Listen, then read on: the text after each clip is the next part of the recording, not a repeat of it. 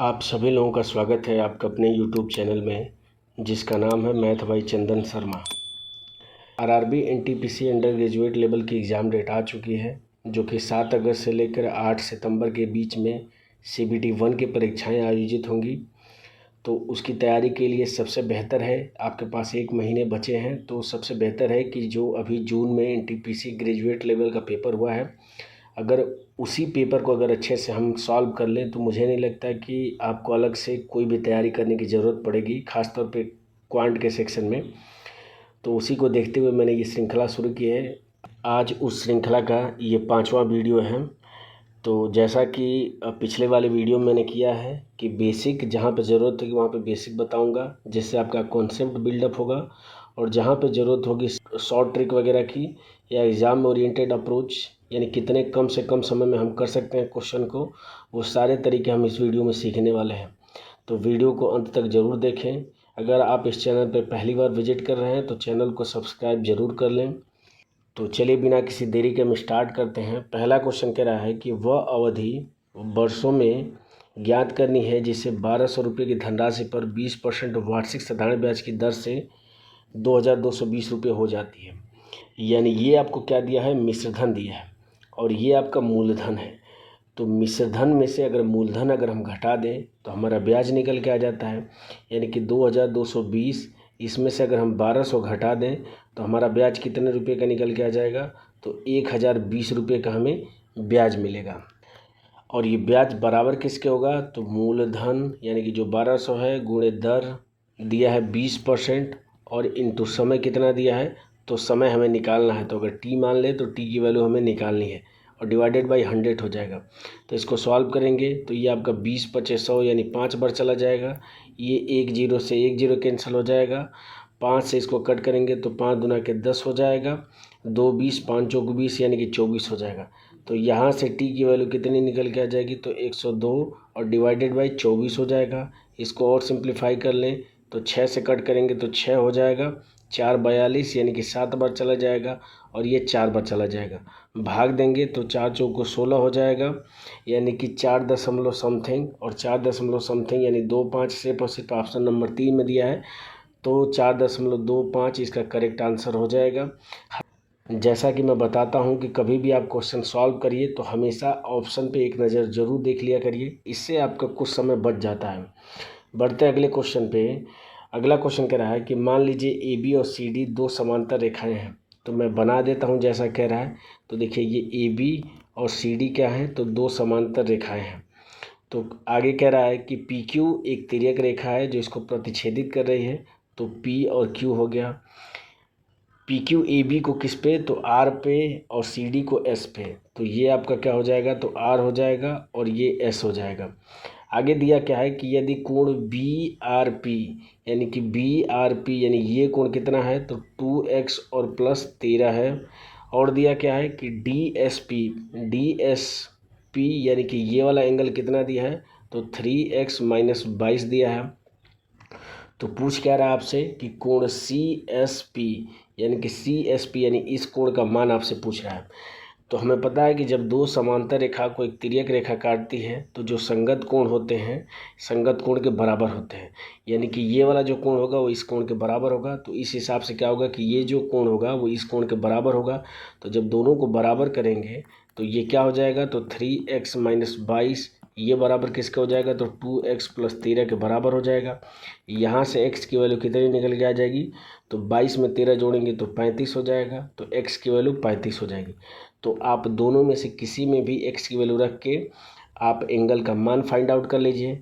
तो अगर इसमें रखते हैं तो 35 दूना के 70 हो जाएगा। 70 10 80 और 3 83 हो जाएगा। अब इस एंगल की अगर बात कर रहा है तो किसी तरीके से अगर ये एंगल निकाल दें तो इस एंगल के बराबर हो जाएगा। तो हमें पता है कि एक सीधी रेखा पर कितने अंश का कोण बनता है, तो 180 अंश का कोण बनता है।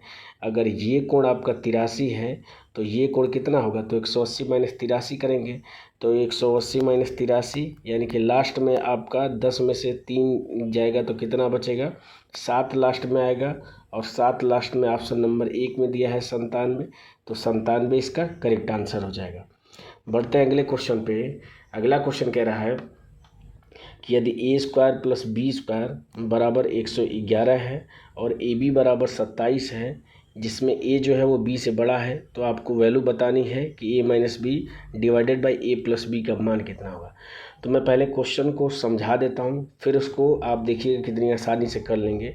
हमें पता है कि ए प्लस बी अगर इसका होल स्क्वायर अगर आपको निकालना है तो हम क्या करेंगे कि ए स्क्वायर प्लस बी स्क्वायर और प्लस 2ab करेंगे तो a प्लस बी का होल स्क्वायर आ जाएगा।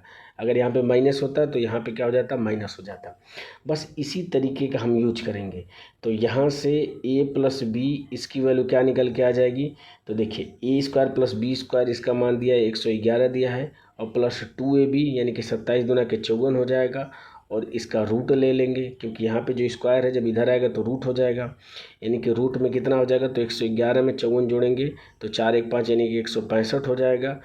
अब a माइनस बी की यहाँ पे वैल्यू निकालेंगे तो बस जो यहाँ पे प्लस है वो माइनस हो जाएगा। तो 111 में से अगर हम 54 घटा देंगे तो 11 में से 4 घटाएंगे तो 7 आएगा और यहाँ पे कितना बचेगा, 10 में से 5 जाएगा 5 यानी कि 57 हो जाएगा। आपसे वैल्यू इसकी पूछ रहा है तो बस क्या करेंगे, वैल्यू रख देंगे।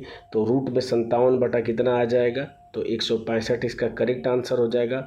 और हम देख लेते हैं कि रूट में 57 बटा 165 किस में दिया है, तो ये सिर्फ किस में दिया है, ऑप्शन नंबर 3 में दिया है, तो ये इसका करेक्ट आंसर हो जाएगा।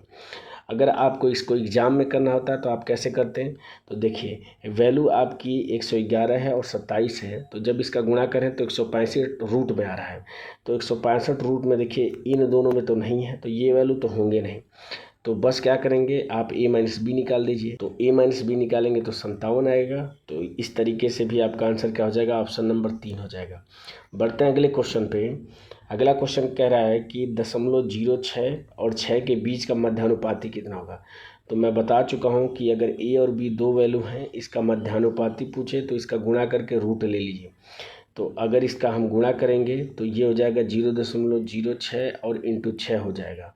अब देखिए चूँकि दशमलव कितने स्थान पे है, तो 2 स्थान पे है, तो जब रूट लेंगे तो 0.1 स्थान पे हो जाएगा। तो 0.1 स्थान पे किस में है, तो सिर्फ और सिर्फ ऑप्शन नंबर 1 में 0.1 स्थान पे है, तो यही इसका क्या हो जाएगा, करेक्ट आंसर हो जाएगा, यानी कि 0.6 इसका स्क्वायर रूट हो जाएगा। बढ़ते हैं अगले क्वेश्चन पे। अगला क्वेश्चन कह रहा है कि किसी संख्या के 50% का 2% उस संख्या का कितना प्रतिशत होगा। तो मान लीजिए कि वो संख्या 100 है, तो इसका 50% मतलब कितना हो जाएगा, तो आधा है, आधा मतलब 50 हो जाएगा ये। अब इसका कितना, तो 2% यानी कि 2/100 हो जाएगा। तो 50 दूना के 100 हो जाएगा, 2 से भाग करेंगे 2 में तो 1 आ जाएगा, यानी कि 100 का 1 कितना है, तो 1% है। तो इसका करेक्ट आंसर 1% हो जाएगा। बढ़ते हैं अगले क्वेश्चन पे। अगला क्वेश्चन कह रहा है कि पहली 13 पूर्ण संख्याओं का औसत कितना होगा। तो मैं बता चुका हूँ, हालांकि इसमें पेन भी उठाने की ज़रूरत नहीं इस क्वेश्चन में।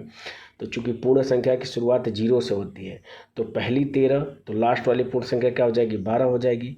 और मैं बता चुका हूँ कि जब भी औसत निकालना होता है और संख्याओं के बीच में अगर समान गैप है तो पहली वाली वैल्यू को पकड़िए और अंतिम को दोनों को जोड़ के बटा 2 कर दीजिए। तो 0 में 12 जोड़ेंगे तो 12 हो जाएगा, इसमें 2 से भाग करेंगे तो आंसर कितना आ जाएगा, 6 इसका औसत आ जाएगा, जो कि ऑप्शन नंबर 4 में दिया है। बढ़ते हैं अगले क्वेश्चन पे। अगला क्वेश्चन कह रहा है कि निम्नलिखित में से कौन सी संख्या 41 से विभाज्य है। तो देखिए 41 से विभाज्यता का कोई खास नियम नहीं है, जैसा कि 2 3 4 5 ऐसे करके हैं।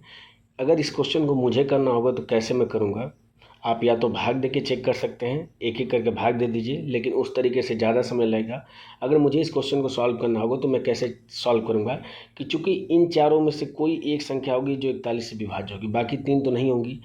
तो अगर कोई भी एक अगर आ जाता है तो मैं बाकी का चेक नहीं करूँगा। अगर मैं इस 41 को 41 न मान के अगर इसको 40 मान लेता हूँ, तो बाकी अगर ऑप्शन पे एक नज़र डालें तो सारे ऑप्शन आपके 8000 के करीब हैं। तो 8000 तक पहुंचने के लिए इस 40 को कितने गुना करना पड़ेगा, तो इसको 200 गुना करना पड़ेगा। तो उसी के से मैं 41 को क्या करूंगा, 200 गुना कर दूंगा। तो 200 गुना करूंगा तो 41 गुना के 82 होता है, यानी 8200 हो जाएगा।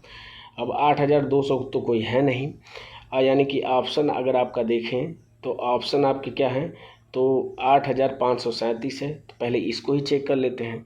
तो चूंकि ये इससे कितना अधिक है, तो 337 अधिक है। तो 337 में 41 से भाग कर देते हैं तो 7 8 बार अगर लेके जाएंगे तो ये 8 चौको 32 नहीं कटेगा। इसका मतलब ये संख्या आपकी 41 से विभाजित नहीं है।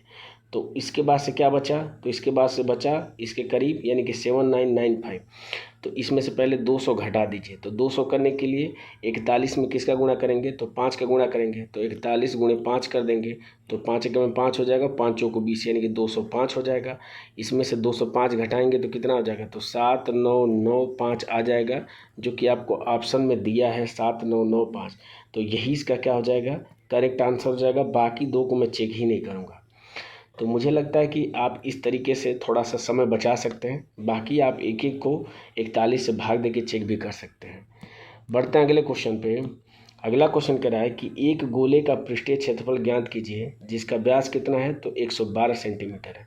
तो व्यास 112 है तो त्रिज्या क्या हो जाएगी, इसकी आधी, यानी कि 2 पचे 10 1 12 यानी कि 56 क्या हो जाएगा, इसकी त्रिज्या हो जाएगी।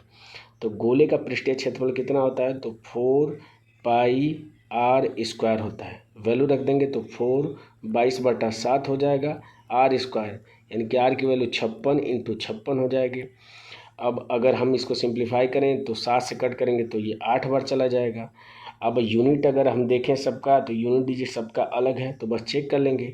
तो 4 में 2 का गुणा करेंगे 8, 8 में 8 का गुणा करेंगे 4 हो जाएगा 64 यानी 4, 4 में 6 का गुणा करेंगे 24 यानी कि लास्ट में 4 आना चाहिए। लास्ट में 4 सिर्फ ऑप्शन नंबर 4 में है, तो यही इसका करेक्ट आंसर हो जाएगा। मैं इसी तरीके की बात कर रहा हूँ कि हमेशा क्या करें कि आप ऑप्शन पे एक नज़र देख लिया करें। हमें एग्जैक्ट वैल्यू निकालने की क्या ज़रूरत है, हम अपना समय इस तरीके से बचा सकते हैं। बढ़ते हैं अगले क्वेश्चन पे। अगला क्वेश्चन कह रहा है कि सुरेंद्र के पास 102 लीटर तेल ए है, 224 लीटर तेल बी है। वह कई समान कंटेनरों को 2 प्रकार के तेल से इस तरह भरता है कि प्रत्येक कंटेनर में केवल एक ही प्रकार के तेल होता है और सभी कंटेनर पूरी तरीके से भरे होते हैं। सुरेंद्र द्वारा उपयोग किए जाने वाले प्रत्येक कंटेनर का आयतन लीटर में कितना होगा, यह आपको बताना है, ताकि सुरेंद्र के पास मौजूद दोनों प्रकार के संपूर्ण तेल को इन कंटेनरों में डाला जा सके। इतना लंबा चौड़ा क्वेश्चन सिर्फ ये कहना चाहता है कि आप ये जो ऊपर जो दो वैल्यू दिया है 102 और 224, इसका आपको क्या निकालना है, तो HCF निकालना है। तो HCF या तो आप निकाल लीजिए या तो आप ऑप्शन से चेक कर लीजिए कि कौन सी वैल्यू है जो दोनों को क्या करेगी, विभाजित करेगी। तो देखिए 9 से विभाजितता का नियम है कि अंकों का योग 9 होना चाहिए। तो अंकों का योग यहाँ पे तो इसका 3 है, तो ये विभाजित 9 से नहीं होगा। 8 से चेक कर लेते हैं। तो 8 से करेंगे तो 8 एकम में 8, 2 22, 22 8 से नहीं कटेगा, यानी कि 8 भी नहीं होगा। अब इकाई के स्थान पे 2 और 4 है। विभाज्यता 2 से विभाज्यता का नियम यही कहता है कि जिस संख्या के इकाई के स्थान पे 0 2 4 6 8 हो तो वो संख्या 2 से विभाजित होती है। तो हमारा करेक्ट आंसर क्या हो जाएगा, 2 हो जाएगा।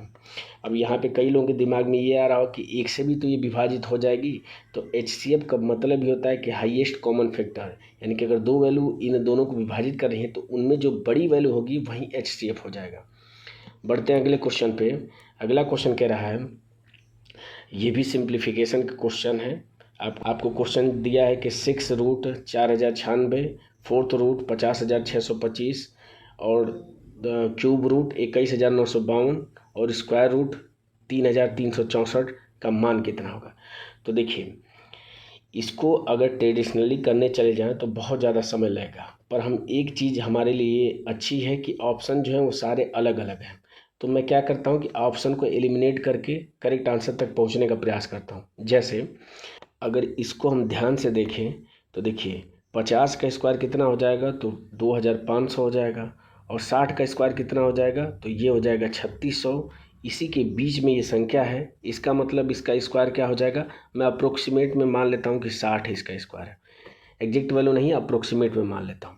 तो देखिए 60 अगर होगा तो ये 24 तो इसका आंसर नहीं होगा, 55 भी इसका आंसर नहीं होगा। तो यानी कि ये दो ऑप्शन तो ऐसे ही एलिमिनेट हो गए। अब बचे हमारे पास 75 और 105 बचे। अब वापस आते हैं तो देखिए इसको अगर हम ध्यान से देखें तो हमें पता है कि अगर हम 70 का अगर हम स्क्वायर निकालें तो 70 का स्क्वायर कितना हो जाएगा, तो 4900 क्या हो जाएगा, 70 का स्क्वायर हो जाएगा। और ये वैल्यू उससे छोटी है, इसका मतलब क्या हो जाएगा, और 60 का स्क्वायर 3600 होता है, इसका मतलब 60 और 70 के बीच ये वैल्यू होगी। अब चूंकि वैल्यू आपकी जो आंसर है वो सारे पूर्णांक में, इसका मतलब इसका 6 रूट निकल जाएगा, और इन दोनों के बीच में एक नंबर दिख रहा है हमें 64, जिसका अगर मैं 6 रूट निकालूँ तो ये निकल सकता है। इसका मतलब क्या है कि ये वाली वैल्यू 64 का स्क्वायर है, और 64 को मैं लिख सकता हूँ कि 2 के घाते 6 लिख सकता हूँ। अब इसके क्या घात हो जाएगा, स्क्वायर है तो चूंकि स्क्वायर, और इस होल के घाते कितना हो जाएगा, तो 1/6 हो जाएगा। इनडायरेक्टली इसकी वैल्यू क्या निकल के आ जाएगी, तो 4 निकल के आ जाएगी, यानी कि ये 60 माना था, ये 4 निकल के आ गई। अब इस पे आते हैं, तो देखिए ये फोर्थ घात है, तो अगर मैं इसको 10 मानता हूँ तो 10 के फोर्थ घात क्या हो जाएगा, तो ये 10,000 हो जाएगा, इसके फोर्थ घात 10 के सिर्फ, ठीक है। और ये वैल्यू 10,000 से ऊपर है, यानी कि सिर्फ अगर मैं 10 भी मानता हूँ तो वैल्यू हमारी कितनी हो जा रही है, 74 हो जा रही है। और ये जो क्यूब रूट है 21,952, इसकी वैल्यू हमेशा 1 से ऊपर ही आएगी।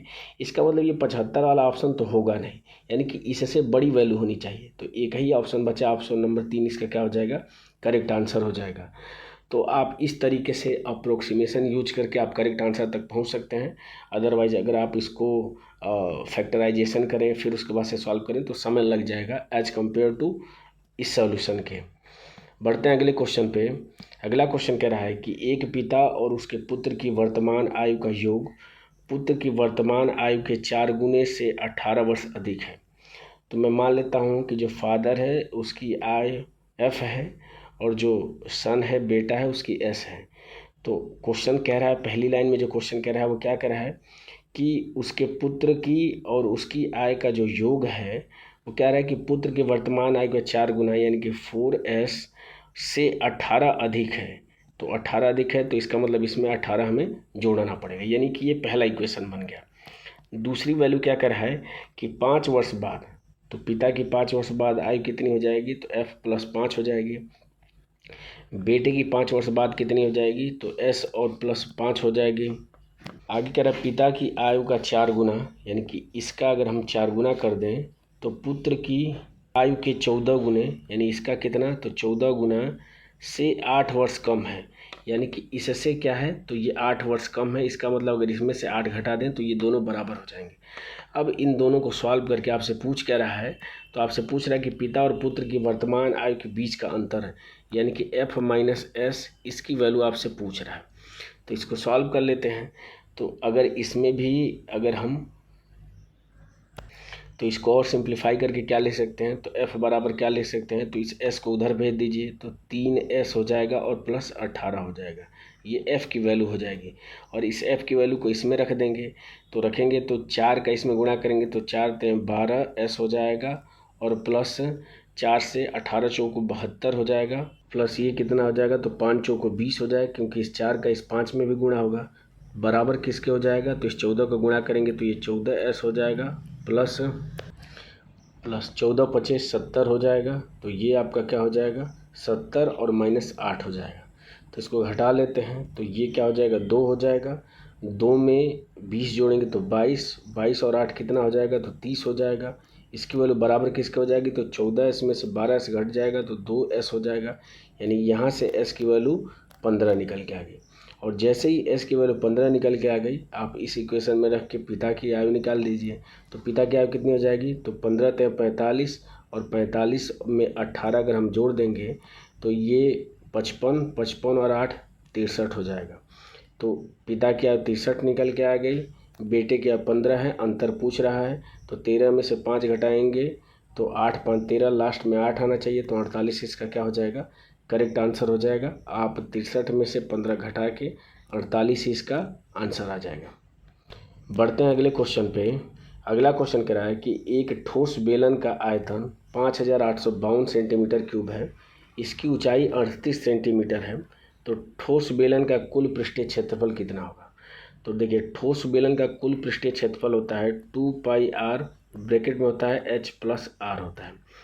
तो अगर किसी तरीके से, चूँकि h की वैल्यू आपको दिया है, यानी कि r अगर हम निकाल दें तो हमारा काम बन जाएगा। तो आयतन क्या होता है, तो इसका आयतन होता है πr² × h होता है, वैल्यू रख देंगे तो 22/7 r² × h की वैल्यू कितना है, तो 38 है, ये बराबर किसके हो जाएगा, तो 5 8 5 2 इसके बराबर हो जाएगा। तो चूँकि 5 5 10, 8 2 10 यानी 11 से ये कट जाएगा, तो 11 दूना के 22 हो जाएगा। 11 पचे 55, 11 तिया 33, 11 दूना के 22 हो जाएगा। अब देखिए, तो इसमें से आपको 19 दिख रहा है, तो 19 हटा दीजिए और ये जो 2 इसमें बचेगा, इस 2 का इस 2 में गुणा कर दीजिए तो 4 हो जाएगा।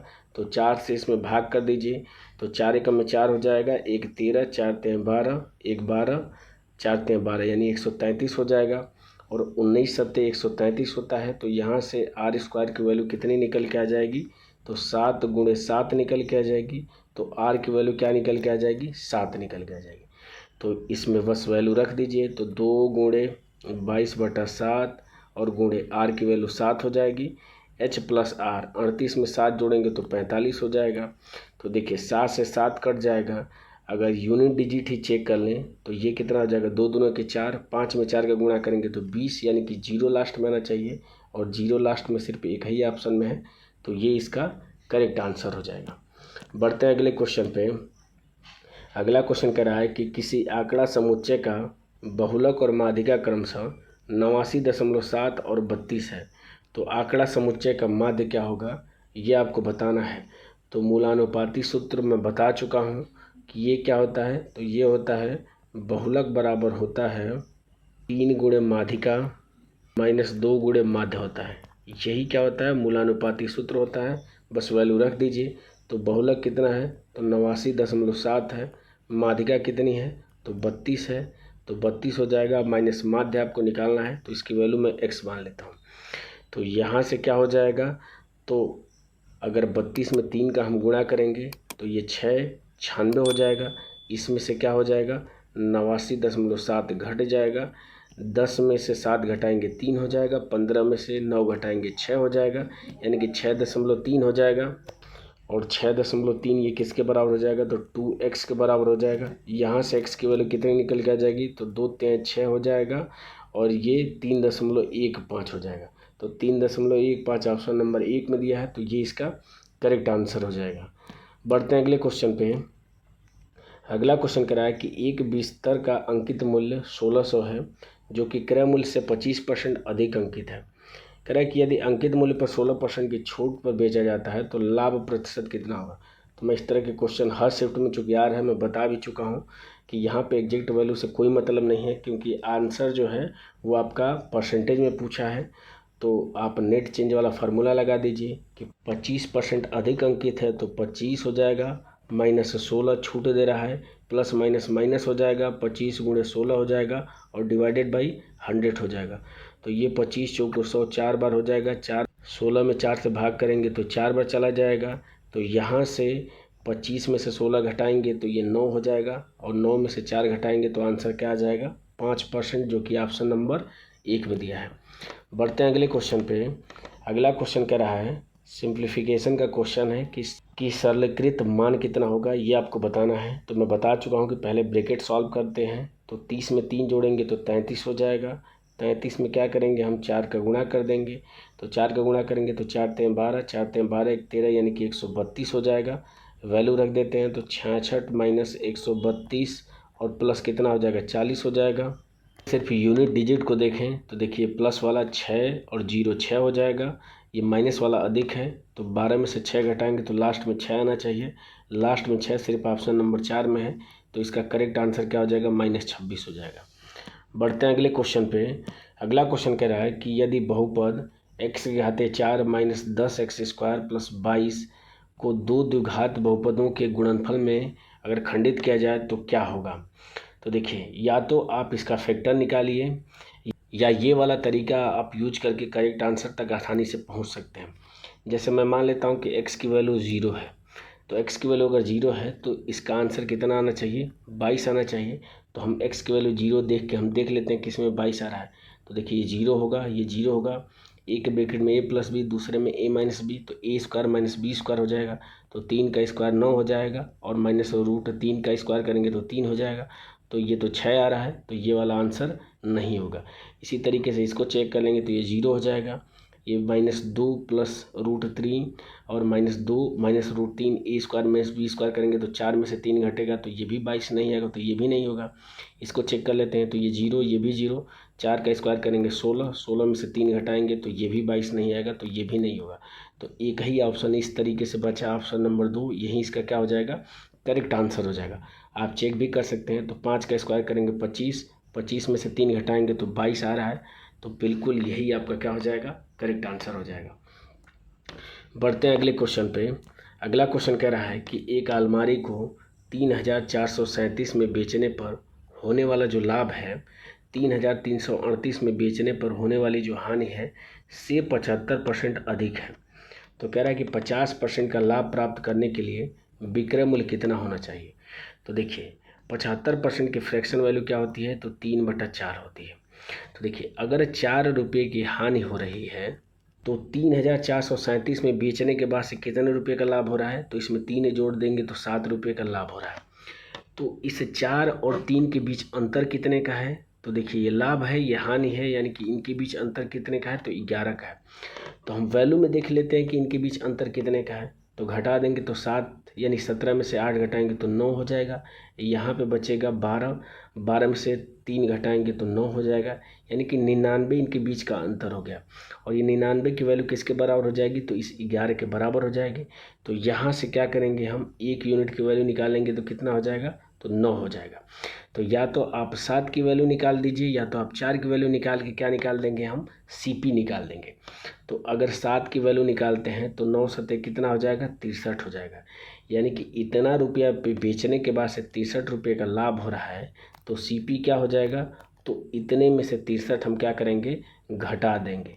तो 3437, इसमें से 63 घटाएंगे तो ये हो जाएगा 4 हो जाएगा, 13 में से 6 जाएगा तो 7 हो जाएगा, और यहाँ पे हो जाएगा 3 और ये 3, यानी कि ये इसका क्या हो जाएगा, CP निकल के आ जाएगा।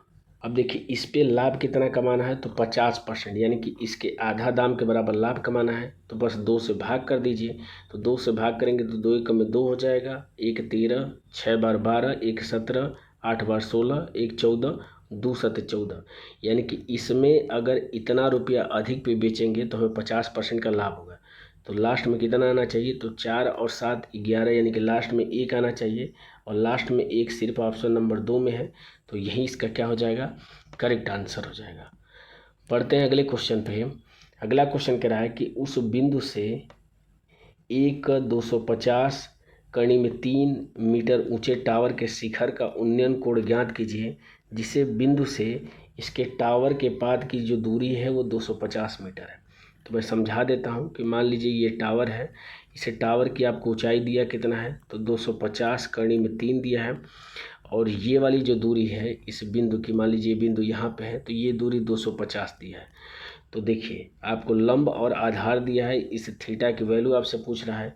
तो tan थीटा बराबर कितना हो जाएगा, तो लंब बटा आधार हो जाएगा। तो इसको मैं लिख सकता हूँ 250 कड़ी में 3 और डिवाइडेड बाई 250 हो जाएगा। 250 से 250 कैंसिल हो जाएगा। कड़ी में 3 जो होता है वो tan 60 अंश का मान होता है। कंपेयर करेंगे तो थीटा की वैल्यू क्या निकल के आ जाएगी, 60, जो कि ऑप्शन नंबर 1 में दिया है। बढ़ते हैं अगले क्वेश्चन पे। अगला क्वेश्चन कह रहा है कि 10 प्रेक्षणों का औसत 40 है। बाद में पता चला कि प्रेक्षण 43 के स्थान पर गलती से 34 पढ़ लिया गया। तो पढ़ना 43 चाहिए था, लेकिन गलती से 34 पढ़ दिया, तो कितना कम पढ़ा है, तो हम क्या करेंगे, 43 में से 34 घटा देंगे, यानी कि 9 कम पढ़ लिया है। घटाएंगे तो कितना हो जाएगा, 9, यानी कि ये जो 9 है इसको जो 10 प्रेक्षण है उसमें बराबर बराबर बांट दिया जाएगा। तो हम क्या करेंगे, बराबर बराबर बांटने के लिए तो 9 में 10 से भाग करेंगे, यानी कि 0.9 आ जाएगा। यानी कि जो भी पहले औसत था उससे 0.9 अधिक होना चाहिए। तो करेक्ट औसत कितना हो जाएगा, तो 40.9 इसका करेक्ट आंसर हो जाएगा, जो कि ऑप्शन नंबर 4 में दिया है। बढ़ते हैं अगले क्वेश्चन पे। अगला क्वेश्चन कह रहा है आशीष के पास 1218 रुपये हैं, वह इसे अपने पुत्र अरुण और महेश में बांटता है। तो ये है अरुण और ये है महेश, इन दोनों के बीच में ये बांटता है। कह रहा है कि उन्हें इसे 10% के वार्षिक चक्रवृद्धि ब्याज दर पर निवेश करने के लिए कहता है, और यह पाता है कि अरुण और महेश को क्रमशः 11, यानी कि 11 और इसको 12 वर्ष के बाद समान धनराशि प्राप्त होती है। तो कह रहा है कि आशीष ने महेश को कितनी राशि दी, यानी इसका पूछ रहा है। तो मैं मान लेता हूँ कि इसको ए दिया है, इसको एम दिया है। तो देखिए 11 वर्ष जो बाद प्राप्त राशि हो जाएगी वो कितनी हो जाएगी, तो ए ब्रैकेट में 1 + 10/100 और इसके पावर कितना हो जाएगा 11 हो जाएगा। और इसको 12 साल के बाद से कितनी राशि प्राप्त हो जाएगी, तो एम ब्रैकेट में 1 + 10/100 इसके पावर कितना हो जाएगा, तो 12 हो जाएगा। और ये जो दोनों राशि प्राप्त हो रही है वो बराबर हो जा रही है। तो देखिए ये 11 घात से यहाँ पे ये 11 घात कट जाएगा, यानी कि सिर्फ ये वाली वैल्यू बचेगी। तो यहाँ से a डिवाइडेड बाई m क्या निकल के आ जाएगा, तो सिर्फ क्या निकल के आ जाएगा, तो 0 से 0 यानी कि 11/10 निकल के आ जाएगा। तो इन दोनों के राशि का रेशियो 11/10 निकल के आ गया। तो टोटल अगर हम करेंगे तो 11 में 10 जोड़ेंगे तो 21 हो जाएगा। लेकिन टोटल कितना दिया है, तो 1218 दिया है। आपसे वैल्यू किसकी पूछ रहा है, तो महेश यानी कि 10 की वैल्यू पूछ रहा है। तो देखिए इसमें कहीं 0 नहीं दिख रहा है, इसमें कहीं 0 नहीं दिख रहा है। तो चूंकि सारे आंसर आपके पूर्णांक में हैं, इसका मतलब ये है कि जो भी आंसर होगा उसमें लास्ट में 0 आएगा। और लास्ट में 0 दो ऑप्शन में है, तो ये वाले दोनों ऑप्शन तो क्या हो जाएंगे, ऐसे ही हट जाएंगे। अब इसको सॉल्व कर लेते हैं। तो देखिए 21 से अगर भाग देंगे तो ये कितनी बार चला जाएगा, यानी कि 5 बार चला जाएगा। तो 21 × 5 = 105 हो जाएगा। 105 यानी कि 16 168 हो जाएगा, यानी कि 8 बार चला जाएगा। यानी कि 1 की वैल्यू कितनी निकल के आ गई 58। तो 10 की वैल्यू कितनी निकल के आ जाएगी 58 × 10 यानी कि 580 इसका करेक्ट आंसर हो जाएगा। बढ़ते हैं अगले क्वेश्चन पे। अगला क्वेश्चन कह रहा है कि चना और मटर के बाजार मूल्य का जो अनुपात है वो 2:5 है और एक परिवार द्वारा उपभोग की गई जो मात्रा है उसका अनुपात 4:3 है। तो चना और मटर पर किए गए व्यय का अनुपात कितना होगा। तो चना और मटर के बाजार मूल्य का अनुपात दिया है आपको कितना, तो 2:5 है। उपभोग का अनुपात दिया है 4:3 है। तो व्यय का जो अनुपात हो जाएगा बस इनका गुणा हो जाएगा। तो गुणा कर लीजिए तो 4 दूना के 8 हो जाएगा, 5 तिया 15 हो जाएगा। तो 8:15 इसका करेक्ट आंसर होगा, जो कि ऑप्शन नंबर 1 में दिया है। बढ़ते हैं अगले क्वेश्चन पे। अगला क्वेश्चन कह रहा है एक पाइप टैंक को 9 मिनट में भर सकता है, जबकि दूसरा पाइप पूरी तरीके से भरे टैंक को 90 मिनट में खाली कर सकता है। तो मैं मान लेता हूँ कि ए जो है वो 9 मिनट में भर सकता है और बी जो है वो 90 मिनट में खाली कर सकता है। तो इन दोनों का एलसीएम कितना हो जाएगा, तो 90 हो जाएगा। यानी यहाँ से ए की इफिशियंसी 10 आ गई और इसकी इफिशियंसी कितनी आ गई, 1 आ गई। आगे क्वेश्चन में कह रहा है कि यदि दोनों पाइपों को खाली टैंक में एक साथ चलाया जाता है तो टैंक का आधा हिस्सा भरने में कितना समय लगेगा। तो पूरा हिस्सा 90 है, तो इसका आधा हिस्सा कितना हो जाएगा 45। इसको भरने में कितना समय लगेगा, तो अगर इन दोनों को एक साथ खोला जाता है, इस ए की इफिशियंसी 10 है प्लस में और बी की माइनस है 1 में, तो इन दोनों का नेट इफिशियंसी कितना आ जाएगा 9 आ जाएगा।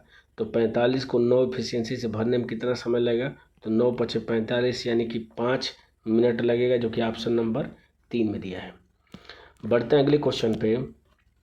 अगला क्वेश्चन कह रहा है कि प्रेक्षणों, आपको ये दिया है प्रेक्षण और पूछ रहा है कि इनका बहुलक कितना होगा।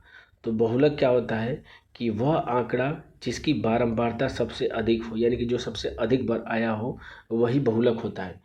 तो अगर हम देख लें ऑप्शन पे ही अगर हम देखें तो 8 का चेक कर लेते हैं। तो 8 1 बार आया है, 2 बार आया है, तो ये 2 बार आया है तो 2 लिख लेते हैं। 7 कितनी बार आया है, तो ये 1 बार आया है और ये 2 बार आया है, तो ये भी 2 बार आया है। 4 कितनी बार आया है, तो 4 आपका 1 बार आया है। तो अगर हम देखें ध्यान से तो 3 सबसे अधिक बार आया है, क्योंकि 2 3 4 5 6 बार आया है। तो इसका बहुलक क्या हो जाएगा, 3 हो जाएगा। बढ़ते हैं अगले क्वेश्चन पे। अगला क्वेश्चन कह रहा है 5x - 2y का whole square plus 2x + 5y का whole square plus 5x + 2y, दूसरे ब्रैकेट में 5x - 2y को सरल कीजिए। तो देखिए या तो आप इसको a + b या a - b के होल स्क्वायर के रूप में सरल कीजिए, या तो आप जो तरीका मैंने बताया उससे आप सॉल्व करिए। तो यहाँ पे सिर्फ अगर x को पकड़े तो 5x का स्क्वायर कितना हो जाएगा, तो 25x² हो जाएगा। इसमें x होए तो 2x का स्क्वायर करेंगे तो 4x² हो जाएगा। इसमें देखेंगे तो 5 में 5 का गुणा करेंगे तो 25x² हो जाएगा। तो इन सब को अगर हम जोड़ दें तो 25 25 50 और 4 54x² हो जाएगा प्लस में, और 54x² प्लस में सिर्फ एक ही ऑप्शन में दिया है, ऑप्शन नंबर 3 में, तो यही इसका करेक्ट आंसर हो जाएगा। बढ़ते हैं अगले क्वेश्चन पे। अगला क्वेश्चन कह रहा है कि मंजीत का जो वेतन है वो 10,000 रुपये प्रति माह है। वह 6,000 रुपये घर के किराए पर और 3,000 रुपये बिलों पर खर्च करता है और बाकी की धनराशि उसकी मासिक बचत है। तो 6 और 3 9,000 खर्च कर दे रहा है और टोटल जो उसकी मासिक आय वो 10,000 है। इसका मतलब 1,000 रुपये क्या कर रहा होगा, वो बचा रहा होगा। आगे कह रहा है कि 1 साल में उसकी बचत ज्ञात कीजिए यदि उसने जन्मदिन के महीने में अपनी सारी मासिक बचत जो है वो जन्मदिन मनाने पर खर्च कर दिए। यानी कि आपसे 11 महीने की सेविंग पूछ रहा है। तो 1,000 के हिसाब से 11 महीने की सेविंग कितनी हो जाएगी, 11,000 हो जाएगी, जो कि ऑप्शन नंबर 1 में दिया है। बढ़ते हैं अगले क्वेश्चन पे। अगला क्वेश्चन कह रहा है कि एक आयत की लंबाई 5 मीटर बढ़ा दी जाए और चौड़ाई 7 मीटर घटा दी जाए तो इसका क्षेत्रफल 8 मीटर स्क्वायर बढ़ जाता है। आगे कह रहा है कि यदि लंबाई 5 मीटर घटा दी जाए और चौड़ाई 8 मीटर बढ़ा दी जाए तो इसका क्षेत्रफल 33 मीटर स्क्वायर बढ़ जाता है। तो कह रहा है कि मूल आयत का परिमाप कितना होगा, ये आपको बताना है। तो मैं मान लेता हूँ कि आयत की लंबाई L है, चौड़ाई B है, तो इसका क्षेत्रफल क्या हो जाएगा, L इंटू B हो जाएगा। अब क्वेश्चन पे वापस आते हैं। तो लंबाई में 5 की वृद्धि कर रहा है और क्या कर रहा है, तो चौड़ाई में 7 घटा रहा है, तो B माइनस 7 हो जाएगा। तो ये जो क्षेत्रफल आ रहा है वो 8 मीटर स्क्वायर बढ़ जाता है, यानी कि ये LB और प्लस 8 हो जा रहा है। जो पहले जो क्षेत्रफल आ रहा था उससे 8 बढ़ जा रहा है। तो ये आपका एक इक्वेशन हो गया। इसको सॉल्व करके और सिंप्लीफाई कर लें तो ये हो जाएगा LB माइनस 7L हो जाएगा प्लस 5B हो जाएगा और माइनस 7 × 5 = 35। ये बराबर किसको हो जाएगा, तो LB प्लस 8 के बराबर हो जाएगा। यहाँ से LB से LB कट जाएगा, तो यहाँ से -7L प्लस 5B इसकी वैल्यू किसके बराबर हो जाएगी, तो 35 को उधर भेज देंगे तो 35 में अगर 8 हम जोड़ेंगे तो 43 हो जाएगा, तो 43 के बराबर हो जाएगी। आगे हम दूसरे वाले क्वेश्चन को सॉल्व करते हैं। तो इसमें कह रहा है कि लंबाई में 5 घटा दिया जाए तो L माइनस 5 हो जाएगा और चौड़ाई में 8 की वृद्धि कर देता है तो B प्लस 8 हो जाएगा। तो क्षेत्रफल क्या है, तो LB और प्लस 33 मीटर स्क्वायर बढ़ जाता है, तो 33 जोड़ देंगे, इसको भी सिंप्लीफाई करेंगे तो LB हो जाएगा प्लस 8L हो जाएगा माइनस 5B हो जाएगा और प्लस माइनस माइनस 8 × 40 हो जाएगा और बराबर किसके हो जाएगा, तो इसके। तो LB से LB आपका कट जाएगा, तो यहाँ से ये इक्वेशन निकल के आ जाएगी 8L माइनस 5B, ये बराबर किसके हो जाएगी, तो 70 और 3 73, क्योंकि 33 में 40 जोड़ेंगे तो 73 हो जाएगा। अब आपके पास से 2 इक्वेशन दी हैं और आपसे पूछ क्या रहा है, तो आपसे पूछ रहा है कि इसका परिमाप कितना होगा। तो परिमाप क्या होता है, 2 ब्रैकेट में L प्लस B होता है, इसकी वैल्यू आपसे पूछ रहा है। तो अगर इन दोनों इक्वेशन को अगर हम जोड़ दें तो क्या हो जाएगा, तो 5B से ये 5B कैंसिल हो जाएगा, 8L में से 7L घटा देंगे तो L की वैल्यू यहाँ से क्या निकल के आ जाएगी, तो ये हो जाएगा आपका 3 3 6 हो जाएगा और 7 4 11 यानी कि 116 हो जाएगा। और B की वैल्यू क्या हो जाएगी, तो B की वैल्यू आप या तो इस इक्वेशन में रख दीजिए या तो इस इक्वेशन में, दोनों में से किसी में भी रख के आप B की वैल्यू निकाल दीजिए। तो यहाँ से 5B बराबर कितना हो जाएगा, तो 43 और प्लस हो जाएगा 7L को जब इधर लाएंगे तो प्लस हो जाएगा, तो 116 में 7 का गुणा कर दीजिए, तो 7 × 6 = 42 हो जाएगा, 4 हो जाएगा, 7 × 7 = 4 11 हो जाएगा, 7 × 7 और 1 8 हो जाएगा। इन दोनों को जोड़ेंगे तो कितना हो जाएगा, तो 3 2 5 हो जाएगा, 4 1 5 हो जाएगा, यानी कि 855 हो जाएगा। यहाँ से B की वैल्यू क्या निकल के आ जाएगी, तो 5 × 5 3 35 5 7 35 यानी कि 171 निकल के आ गए। बस वैल्यू रख दीजिए इसमें, तो 2 ब्रैकेट में 116 हो जाएगा और प्लस 171 हो जाएगा। जोड़ेंगे तो 6 1 7 7 में 2 का गुणा करेंगे तो 14, लास्ट में 4 आना चाहिए, लास्ट में 4 सिर्फ किस में दिया है, ऑप्शन नंबर 1 में दिया है। तो ये क्वेश्चन आप इसको बेसिक से करेंगे तभी ये आसान है, अदरवाइज अगर आप इसमें कुछ भी लगाने जाए। हाँ, एक और तरीका हो सकता था कि आप ऑप्शन से इसको कर सकते थे। जैसे मान लीजिए कि अगर मैं पहले और दूसरे ऑप्शन में से किसी एक को मैं लेता, क्योंकि हम पता है कि 2 ब्रैकेट में l प्लस बी होता है। इसका मतलब ये 2 से डिविजिबल नहीं है, ये भी नहीं है, तो ये दोनों आंसर तो नहीं होंगे। इसका मतलब या तो पहला होगा या तो दूसरा। तो इनमें से किसी एक की वैल्यू हम चेक कर लेते हैं। तो 2 ब्रैकेट में l प्लस बी, इसकी वैल्यू किसके बराबर है? तो मैं मान लेता हूँ 574 के बराबर है। तो l प्लस बी इसका मान किसके बराबर हो जाएगा? तो 2 दूना के 4 हो जाएगा, 2 8 16, 2 7 14, यानी कि 287 के बराबर हो जाएगा। और यहाँ से l की वैल्यू 116 है, तो b की वैल्यू कितनी निकल के आ जाएगी? तो इसमें से घटाएंगे तो 171 निकल के आ जा रही है, जो कि इसको फॉलो कर रही है। इसका मतलब क्या हो जाएगा कि पहला वाला ही आंसर क्या हो जाएगा, इसका करेक्ट हो जाएगा। बढ़ते हैं अगले क्वेश्चन पे। अगला क्वेश्चन कह रहा है कि पाइप ए एक टैंक को 18 मिनट में भर सकता है, जबकि पाइप बी संपूर्ण भरे टैंक को 27 मिनट में खाली कर सकता है। पिछले वाले क्वेश्चन की तरह ही है। तो ए जो है वो 18 मिनट में भर सकता है और बी जो है वो 27 मिनट में खाली कर सकता है। तो दोनों का एलसीएम कितना हो जाएगा? तो 54 हो जाएगा। तो 18 36 18 54 हो जाएगा, 27 दूना के 54 हो जाएगा। यानी ए की इफिशियंसी हो जाएगी 3 और बी की कितनी हो जाएगी? तो खाली कर रहा है तो -2 हो जाएगी। आगे कह रहा है क्वेश्चन में कि शुरू में पाइप ए को खोला जाता है और 6 मिनट के बाद पाइप बी भी खोल दिया जाता है। तो देखिए ए जो है वो 6 मिनट तक पूरा चल रहा है, तो 6 मिनट में 3 एफिशिएंसी से कितना भर देगा? तो 18 यूनिट क्या होगा? भर देगा। टोटल कैपेसिटी है 54, 18 भर दिया, तो अब बचेगा कितना? तो इसमें से 18 घटा देंगे तो 36 बचेगा। अब इस 36 को किससे भरना है? तो अब बी भी खोल दिया जाता है। तो कितने समय में सी से टैंक, यानी कि जो 36 है वो कितने समय में भरेगा? तो अब जब दोनों को साथ में खोलेंगे तो इसकी इफिशियंसी 3 प्लस में है, इसकी माइनस में 2 है, यानी कि नेट इफिशियंसी 1 आ जाएगी। और 1 के हिसाब से 36 को भरने में कितना समय लगेगा? तो 36 मिनट लगेगा, जो कि ऑप्शन नंबर 4 में दिया है। बढ़ते हैं अगले क्वेश्चन पे। क्वेश्चन नंबर 28 कह रहा है कि एक विक्रेता ने एक में 6 नींबू खरीदे और 100% का लाभ कमाने के लिए उसने 1 रुपये में कितने नींबू बेचे होंगे? तो 100% का लाभ कमाने का मतलब क्या हो जाएगा कि 6 नींबू खरीदा है तो आधा बेचा होगा, यानी कि 3 बेचा होगा। तो इसका करेक्ट आंसर क्या हो जाएगा? ऑप्शन नंबर 4 में जो 3 दिया है वही इसका करेक्ट आंसर हो जाएगा। अगर आपको नहीं समझ में आया तो आप इस तरीके से भी कर सकते हैं। तो खरीदा है इसका मतलब सीपी यहाँ से पर नींबू कितनी हो जाएगी? तो 1/6 सीपी हो जाएगी ये। और एसपी कितने हो जाएगी? तो मैं मान लेता हूँ कि एक्स बेच रहा है, तो 1/x क्या हो जाएगा? ये एसपी आ जाएगी। लाभ हो रहा है तो 1/x और -1/6 और डिवाइडेड बाई CP इंटू 100 करेंगे तो 100 के बराबर होगा। तो डायरेक्ट मैं इंटू ना करके 100 से भाग दे देता हूँ। तो यहाँ पे ये किसके बराबर हो जाएगा? तो 1 के बराबर हो जाएगा। तो ये 1/x -1/6 ये बराबर किसके हो जाएगा? तो 1/6 के।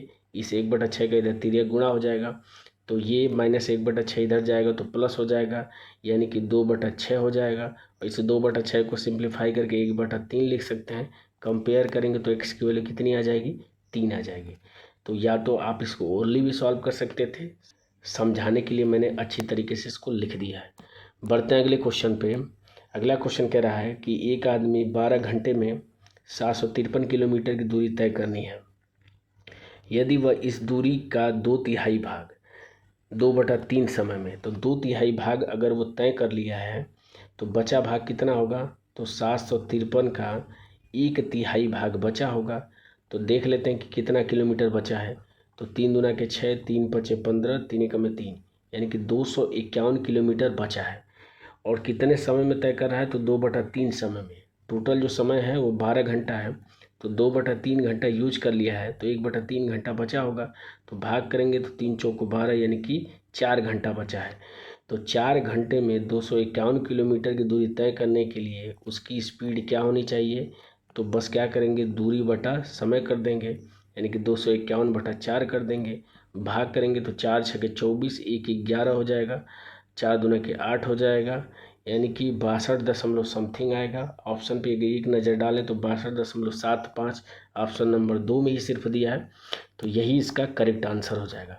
बढ़ते हैं अगले क्वेश्चन पे, और ये इस वीडियो का लास्ट क्वेश्चन है। क्वेश्चन कह रहा है कि डब्लू ने क्रमशः 37 किलोमीटर प्रति घंटा, 5 किलोमीटर प्रति घंटा और 8 किलोमीटर प्रति घंटा की चाल से 370 किलोमीटर, 390 किलोमीटर और 720 किलोमीटर की यात्रा की।